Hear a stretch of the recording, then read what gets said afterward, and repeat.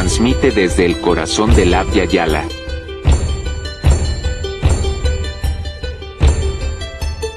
Comunisur.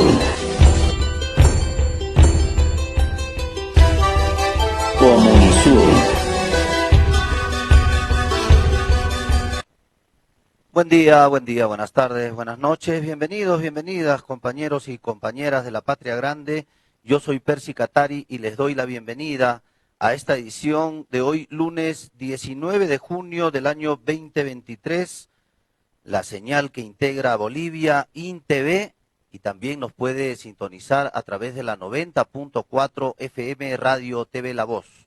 Transmitimos desde el corazón de la Vía Yala, capital La Paz, capital del Estado Plurinacional de Bolivia. Hoy vamos a tener, como siempre, un programa especial, espectacular. Nuestro enlace de hoy, estamos en vivo y en directo, nos vamos a enlazar hasta Centroamérica, hasta El Salvador, y es que hay muchas dudas sobre el gobierno de Bukele, ¿no? Este político que para muchos dicen es toda una eminencia, es un crack, es un capo, dicen algunos, Nayib Bukele. Y es que vamos a irnos hasta El Salvador con la diputada por el FMLN, la compañera Anabel Belloso. Ella es diputada en la Asamblea Legislativa de El Salvador, a quien le vamos a dar la bienvenida. Diputada Anabel Belloso, buenas tardes. Bienvenida a Comunisur, bienvenida a la Patria Grande. Buenas tardes, un abrazo fraterno para todos y todas. Gracias de antemano por este espacio, por permitirnos conversar sobre los temas de interés y todo lo que sucede también acá en El Salvador. Así que gracias nuevamente y ya en la disposición. Sí, muchísimas gracias, diputada, por hacernos un espacio en su agenda. Sabemos pues que usted es una persona bastante ocupada, pero hay mucha necesidad de sacar a la luz las cosas que vienen sucediendo allá en El Salvador con el gobierno de Nayib Bukele. Sabemos que él fue electo como alcalde y luego como presidente por el Frente Farabundo Martí para la Liberación Nacional, el FMLN, pero de ahí en adelante ha habido una nubosidad que no permite ver de cerca qué es lo que realmente está pasando en El Salvador. Se dice que se han roto relaciones entre el FMLN y Nayib Bukele. Empezaríamos por aclarar cuál es la relación del partido con el actual presidente del gobierno en El Salvador. Bueno, en primer lugar quizás aclarar, porque no es así como se plantea, sino que el Nayib Bukele salta, digamos, a la palestra pública, al ámbito de la participación político-electoral, sí, como un candidato y después funcionario electo bajo la bandera del FMLN, en un primer momento como alcalde de un municipio del Departamento de la Libertad, acá son departamentos, y luego siempre con el FMLN para el año 2015 como alcalde en la capital, en San Salvador.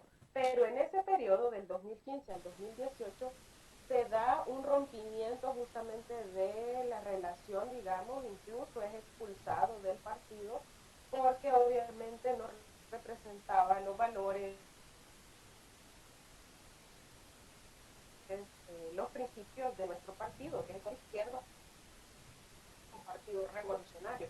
Desde ese momento era evidente ya que él tenía otros intereses, que trabajaba por otros intereses que no son la misma agenda de desarrollo del país que nosotros tenemos o de transformación del país que nosotros tenemos como partido. Entonces él corre para la presidencia y queda como presidente electo con otro partido. O sea, ahí digamos que nosotros tuvimos un rompimiento del vínculo que pudo existir en algún momento, que para él fue definitivamente un trampolín, porque antes de eso nadie lo conocía. Él es un empresario, viene de una familia empresaria, y bajo ese enfoque digamos, de expresión económica que representa, y que ha estado trabajando también ahora que ya es presidente de la República. Entonces, quizás hacer esa aclaración, porque él llega a la presidencia con otro partido, un partido que se llama Gana, que ni es tampoco el partido que luego después ellos fundan, ¿verdad? Que se llama Nuevas Ideas, y que es ahora el partido que tiene una correlación mayoritaria en la Asamblea Legislativa. Quizás eso es un punto de partida.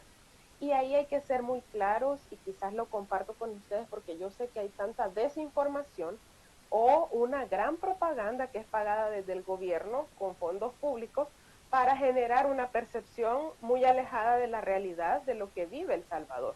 Y acá hay que decir que él llega obviamente en el 2019 a la presidencia de la República, y desde ahí obviamente ha venido cumpliendo una agenda que es bien preocupante porque es una agenda marcada de retrocesos en derechos humanos, en materia democrática y en otros ámbitos que pues podemos ir ampliando en lo que transcurre la conversación, pero quizás partir de ese punto. Él no llega a la presidencia con la bandera del FMLN. La ruptura se da antes, yo creo que fue 2017, si no me equivoco, antes de el proceso electoral que lo llevó a él a ser electo presidente. Es bastante interesante y también importante desmitificar y aclarar estos asuntos porque, como usted lo ha dicho, o es adrede la falta de información o es toda una maquinaria al servicio para limpiarle la cara a un verdadero traidor, mentiroso y sobre todo un aprovechador de circunstancias, como bien claro se dice. Hay algunas voces, diputada, que, por ejemplo, hay una nota que dice que el secretario de Comunicaciones de Casa Presidencial admite que el FMLN admite que expulsar a Nayib Bukele fue un error. ¿Qué podría decir usted sobre esta nota? Bueno, mire, primero quizás confirmar que al final ellos tienen una maquinaria comunicacional exagerada, donde todas las instituciones públicas están, digamos, utilizadas para esa propaganda gubernamental permanente, y por eso es importante y valioso estos espacios, porque definitivamente nos ayudan a romper todo ese cerco de desinformación que hay a través de los medios y ahora principalmente a través de las redes sociales. Partiendo de esto, debo decir que ellos hacen un manejo a conveniencia de lo que sucedió en torno a la expulsión de Bukele del partido. Miren, en un proceso de expulsión en el partido se da sobre la base de un argumento, hay causas que lo motivan, no es algo antojadizo. Y yo creo que a cualquiera que le puedan consultar, que estuvo tanto desde la dirección como desde las instituciones que en este caso son especializadas para tomar este tipo de decisiones, pues los argumentos eran más que suficientes, hasta sobraban para tomar esa decisión. Ellos tienen una obsesión, me parece a mí, yo lo califico hasta así, una obsesión en contra del FMLN, porque justamente no perdonan esa acción, que tuvo como primer punto quizá, obviamente esa realidad, que era que esta persona no representa a un proyecto de izquierda, y lastimosamente se valió del paso que tuvo por el partido, por el FMLN, para engañar a la gente, venderse hacia afuera, y no solo dentro de nuestras fronteras en El Salvador, sino que a nivel de la región, muchas personas que lo consideraban una persona de izquierda, una persona progresista, pero al estar en el gobierno, ya van 4 años de este gobierno, todas sus acciones son claramente de un gobierno de derecha, de un gobierno neoliberal, que actúa para favorecer a un grupo de poder económico que es el que él representa y no para favorecer a las grandes mayorías. Entonces creo que cada vez es más clara la razón y de los motivos que llevaron a hacer aquel rompimiento.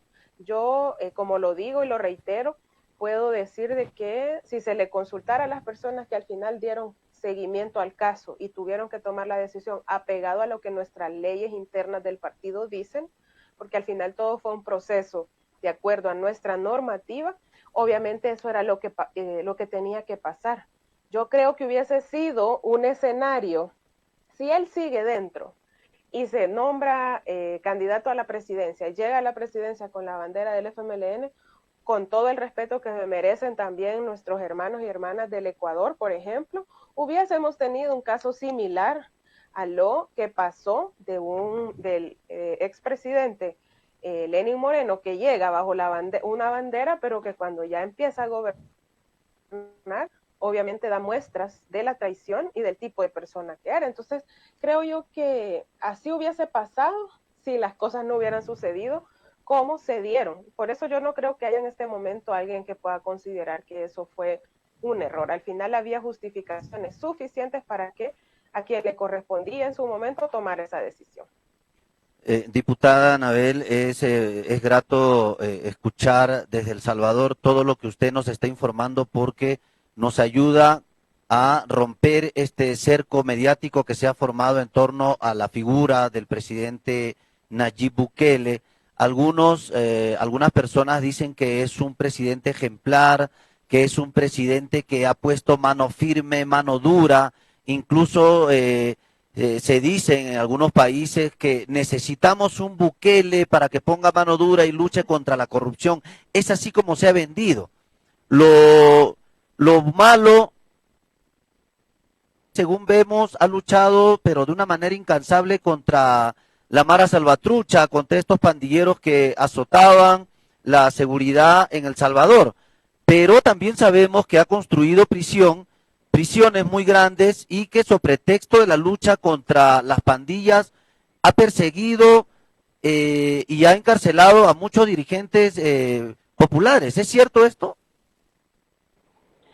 Es cierto. Yo debo decirles a quienes nos escuchan o nos ven ahorita y que hablen sobre el tema específicamente de que quisieran un presidente como el que tenemos acá en El Salvador, pues que es un tema bastante complejo porque la propaganda y la publicidad aguanta con todo, y es lo que ellos transmiten a través de esas campañas publicitarias millonarias, que no solo son para acá dentro del país, sino que hasta afuera.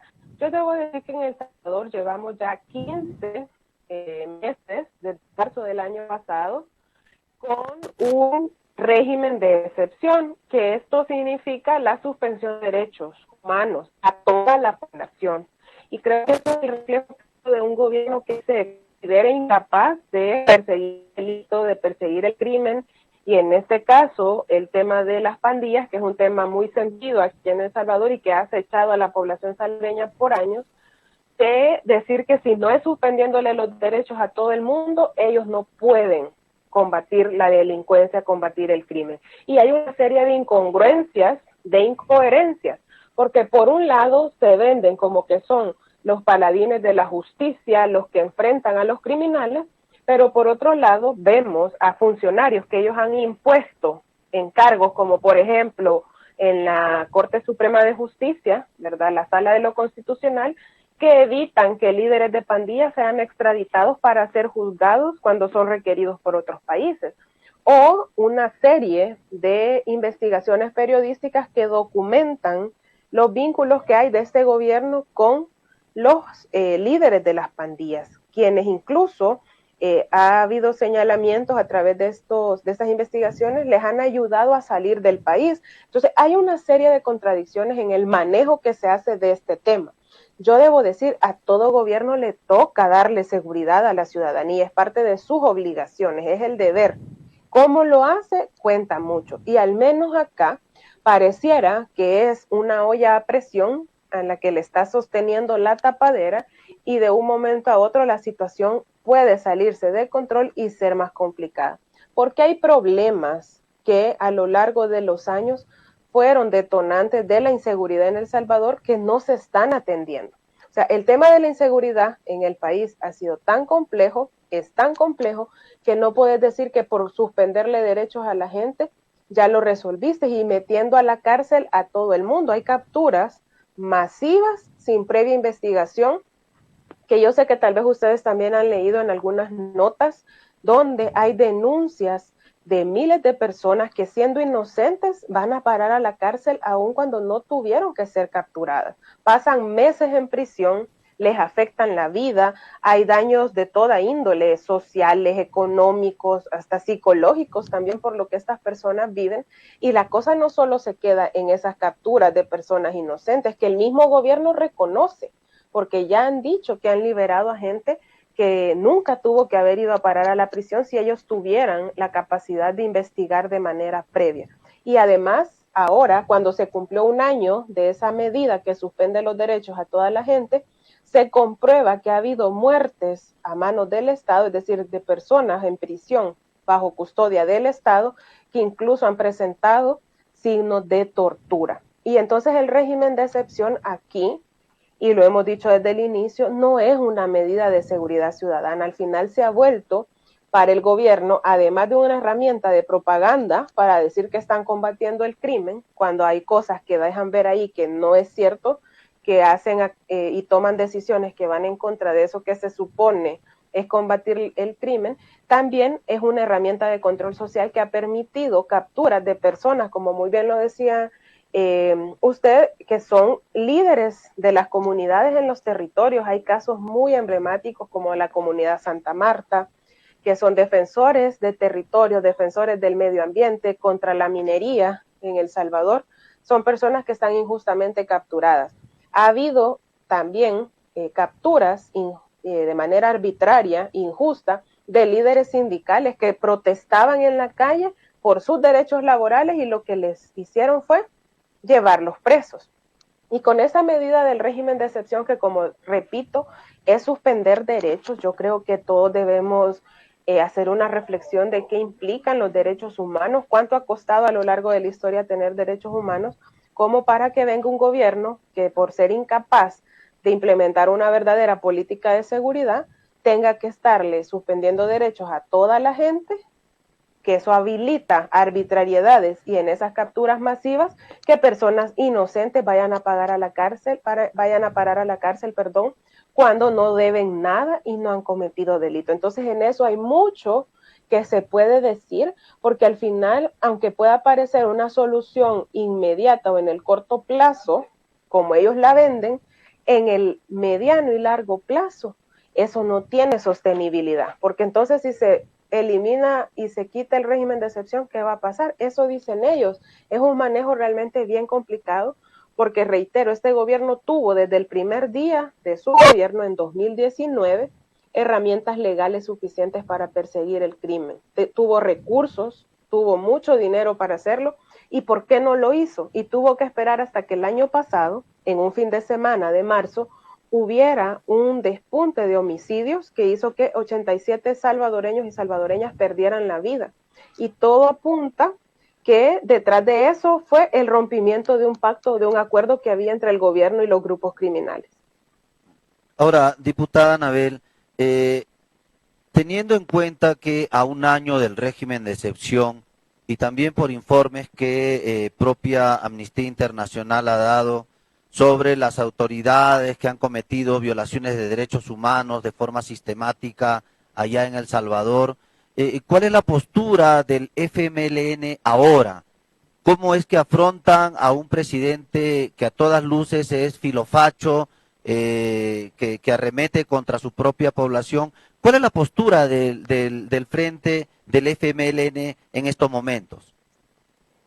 Bueno, nosotros hemos adoptado desde, puedo decir, del 2021 para acá, cuando cambia la correlación de la Asamblea Legislativa, que inicia este periodo de la Asamblea Legislativa, definitivamente sabíamos que la correlación en los espacios de decisión, obviamente la tienen ellos, ¿verdad? Los votos para tomar las decisiones las tienen ellos, pero obviamente han sido muy claros desde el inicio a qué representan, porque esas votaciones, las decisiones, las leyes que aprueban van orientadas ya sea a retroceder en materia de derechos humanos, a beneficiar a unos pocos, que son al final los que se llevan digamos, la repartición incluso hasta de recursos públicos, en fin, dijimos, vamos a ejercer un rol como lo hemos hecho siempre de manera muy responsable, señalando los abusos, cuestionando los abusos de poder.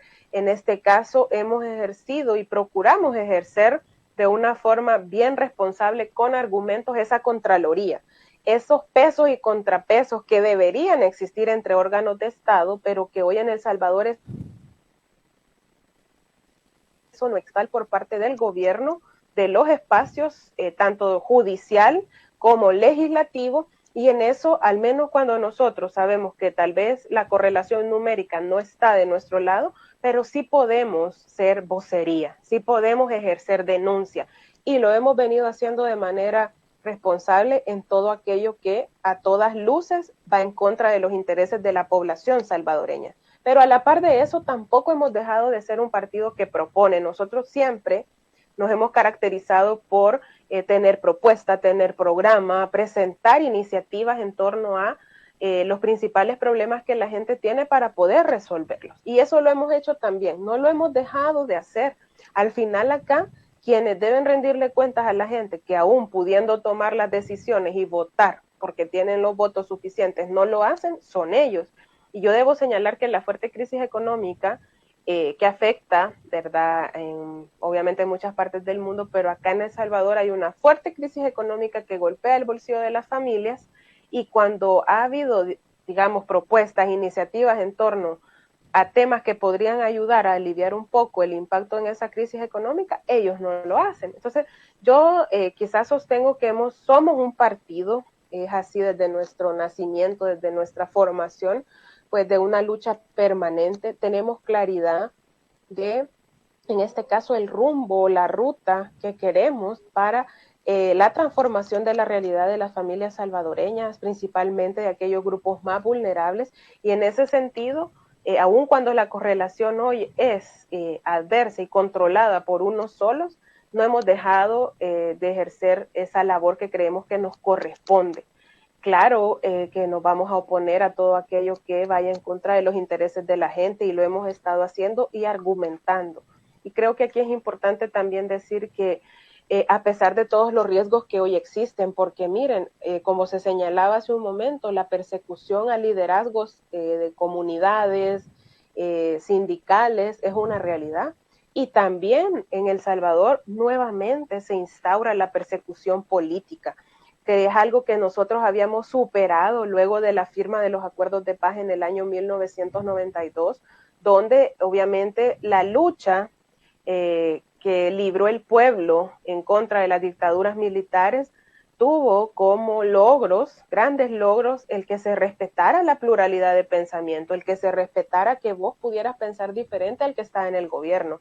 Sin embargo, ahora esa realidad, que fue una conquista de los acuerdos de paz y que estuvo vigente al menos hasta el 2019, hoy está en un claro retroceso. Hay una persecución política, no solamente con quienes estamos en partidos de oposición, sino que contra periodistas. En este caso se va también contra organizaciones de la sociedad civil que ejercen un rol de servicio a las comunidades, ¿verdad?, que a lo largo de los años han contribuido a dar servicios en donde el Estado quizás no llega. Ahí están las organizaciones, las fundaciones.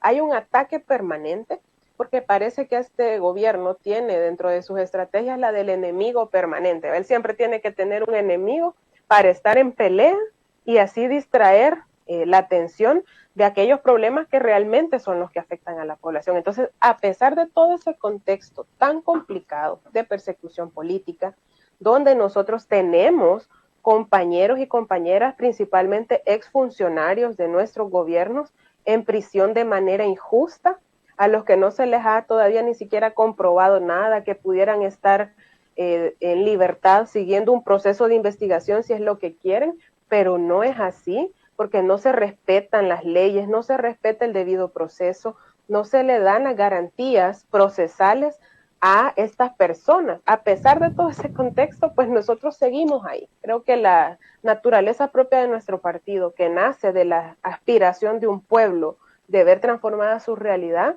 pues es la que da la fuerza y el motor para seguir adelante.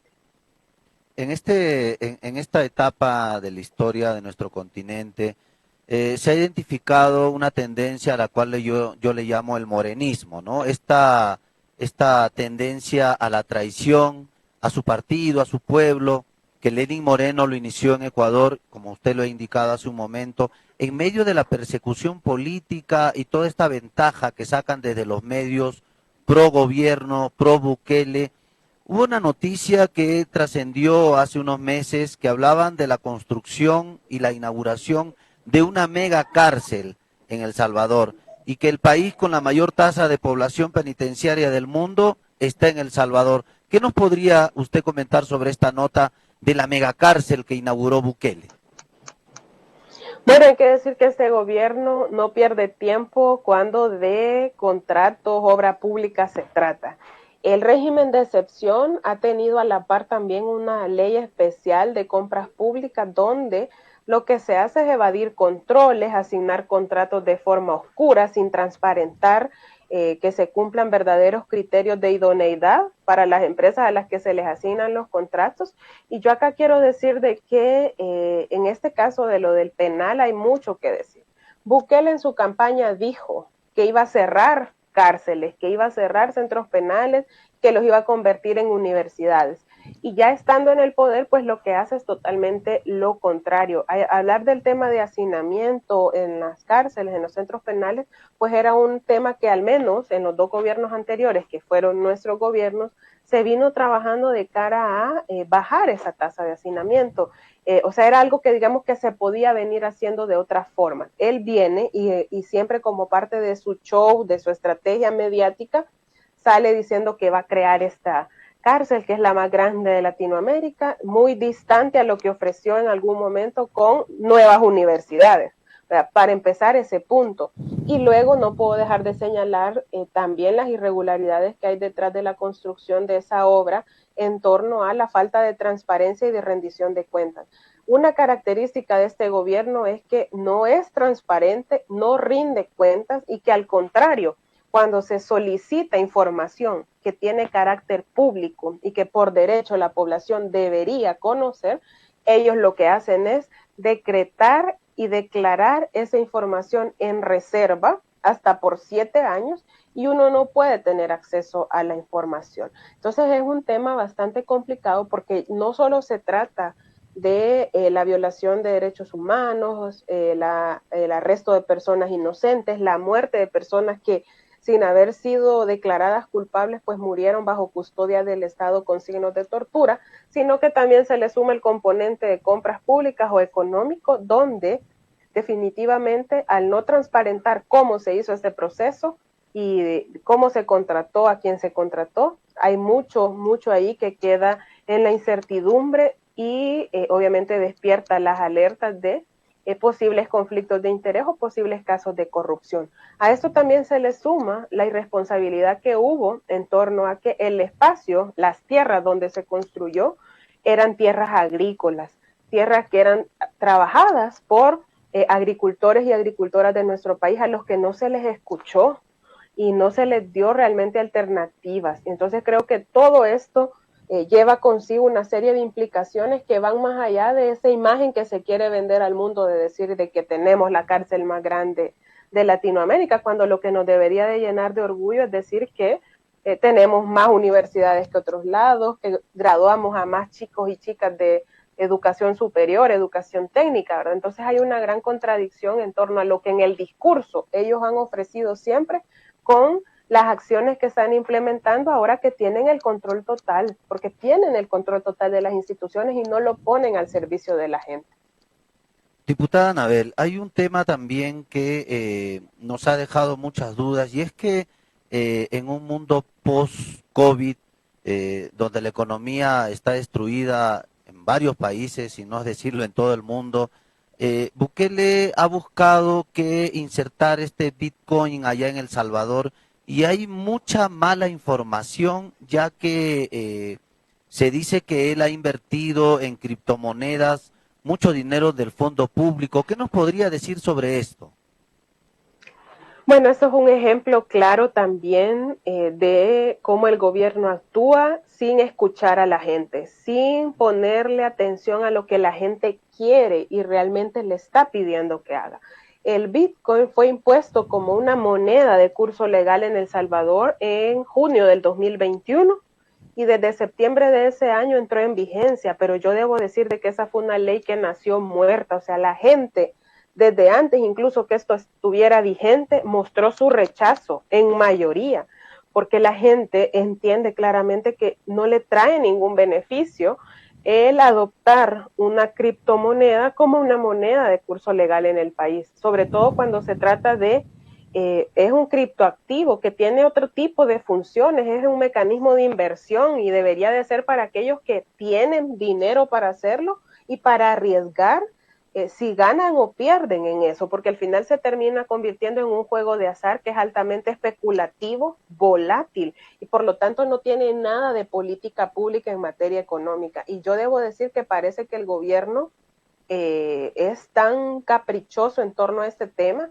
que aun cuando la gente le sigue diciendo que no lo quiere, que lo rechaza, mantiene la ley vigente y lo que es peor, lo que muy bien señalaba, que tiene que ver con el uso de fondos públicos en ese tema, que no le trae ningún beneficio a la gente. Está, por un lado, digamos, despilfarrando dinero que no es de ellos. Obviamente el riesgo no cae sobre ellos, ¿verdad? Porque no es dinero de ellos, sino que de la gente, y deja de invertir en otras cosas que deberían de ser la prioridad, en este caso, que la gente reclama y demanda. Por lo tanto, es bien irresponsable que a estas alturas siga esa medida, sigan utilizando dinero. Y como ya les decía hace un momento, es otro tema donde no se transparenta. A esta fecha no se conoce a ciencia cierta cuánto dinero público se ha mal utilizado en el Bitcoin.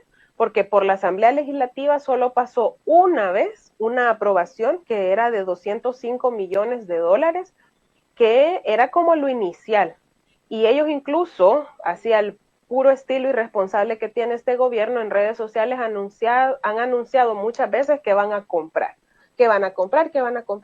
pero nunca dicen exactamente cuánto hay. Y cuando se pide información al respecto, lo que se tiene es eso. No se puede compartir porque es información en reserva, porque es información delicada.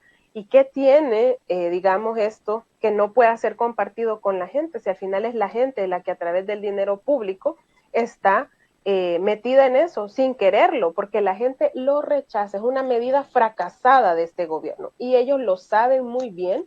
Por eso incluso evitan hablar de este tema. No hablan al respecto del Bitcoin porque saben que la gente no lo quiere. Ha sido un desperdicio y un malgastar de dinero público que hasta la fecha no ha traído ningún beneficio a la población, ni siquiera aquello que ellos anunciaban con mucho ruido, con mucho bombo y platillo, que tenía que ver con las remesas. El Salvador es un país que recibe muchas remesas de compatriotas que viven fuera, principalmente de Estados Unidos. Uno de los puntos que el gobierno utilizó para tratar de vender el Bitcoin como una buena idea fue el caso de que las remesas iban a venir en Bitcoin. Y eso es falso. Ya en los meses y el tiempo ha dado la razón de que la gente no lo quiere. A la gente no le parece, porque aquí El Salvador tiene una realidad. La mayoría de la gente vive del día a día, gana en el día lo que le sirve para comer en ese día, pagar tal vez la renta de la casa y algún préstamo, algún crédito, pero hasta ahí no tienen la capacidad de decir voy a invertir $10 en el Bitcoin, voy a esperar hasta que suba su valor y ahí voy a obtener ganancias.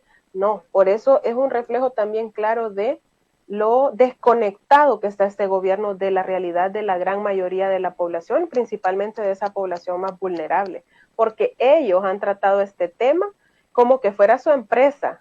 Y ahí hay otros casos muy sonados también donde se señalan ya posibles casos de corrupción con la creación de la empresa que es la encargada de la billetera electrónica, que acá se llama Chivo Wallet. Hay una mezcla ahí de fondo público, fondo privado, que no se sabe bien cómo es que funcionó, cómo se hizo. O sea, hay una serie de irregularidades que también acompañan esto del Bitcoin, pero lo que sí es claro es que es una medida fracasada del gobierno que la gente rechazó desde el primer momento, porque además fue aprobado a un madrugón legislativo, en mera madrugada, sin una discusión real, sin argumentar cuáles eran los beneficios que esto iba a traer en materia financiera y económica al país.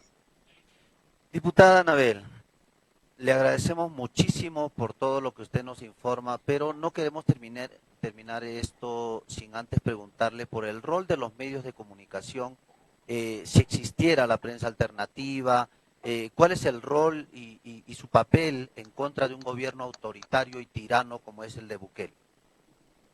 Bueno, antes de hacer ese análisis rápidamente, yo también quiero señalar con preocupación las últimas decisiones en materia político-electoral que ha habido en el país, que tienen que ver con la eliminación de municipios, es decir, de la división territorial más pequeña de la que hemos tenido hasta este día. Hay una eliminación de 218 municipios y se concentra ahora a través de la decisión que toma el gobierno con sus diputados en 44 nada más, alcaldías que van a ser las que van a elección el próximo año y de la misma forma una recomposición de la Asamblea Legislativa que tiene a claras luces la intención de seguir concentrando poder por parte de este gobierno, que sabía que el próximo año la gente lo iba a evaluar y lo iba a evaluar según obviamente todas estas cosas que ellos no han logrado solventar. Y bueno, ya específicamente con el tema, yo debo reconocer el valor fundamental que tienen los medios independientes, cómo garantizan por medio de sus publicaciones, de sus investigaciones, de todo el trabajo que realizan, el acceso a la información pública, que es un derecho para la población, cuando el Estado se lo niega de manera recurrente.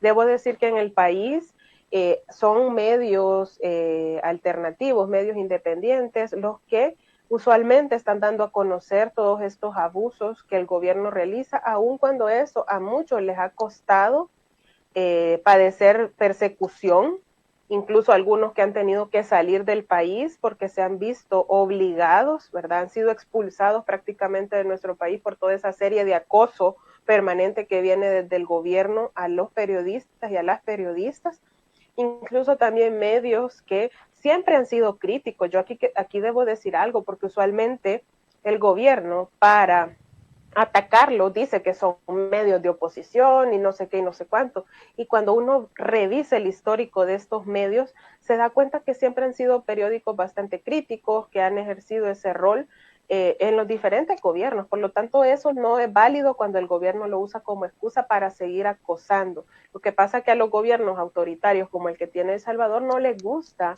que se dé a conocer la información de manera objetiva, que se ejerza contraloría desde diferentes ámbitos, y que es lo que también los medios hacen, llevándole a la gente la información para que la gente sea la que evalúe y pueda tener un criterio propio. Entonces, acá hay una realidad bien compleja. Una de las asociaciones de periodistas, que se llama APES, por sus siglas es APES, ha presentado informes, lo hizo hace alrededor de un mes, quizás unos 2 meses, hubo un último informe de toda la serie de denuncias que hay de periodistas que reciben amenazas, acoso, o también se les obstaculiza el ejercicio libre de prensa. Y eso ha sido hasta de denuncia pública, donde la policía bloquea el acceso a periodistas que quieren ir a cubrir una nota, que quieren hacer un reportaje. Entonces hay una realidad bien complicada, y por eso yo valoro mucho el esfuerzo que se hace, porque a pesar de que eso conlleve riesgos,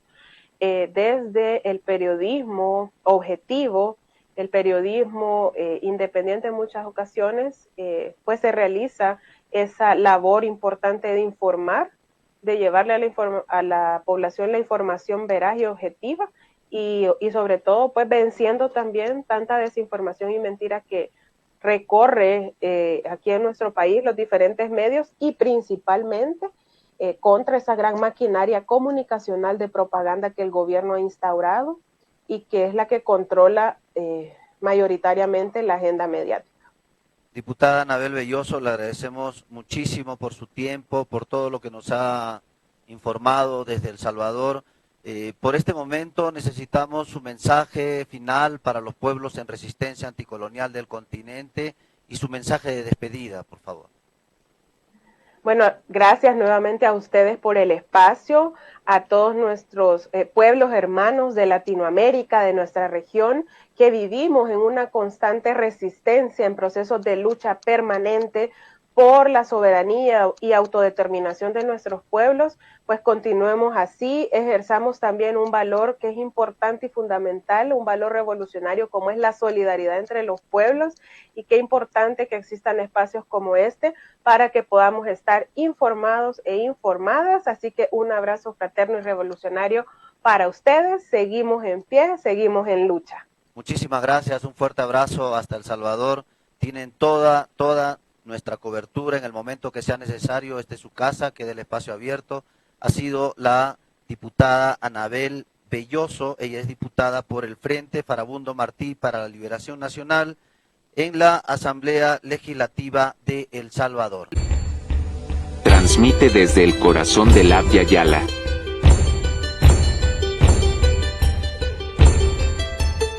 Comunisur.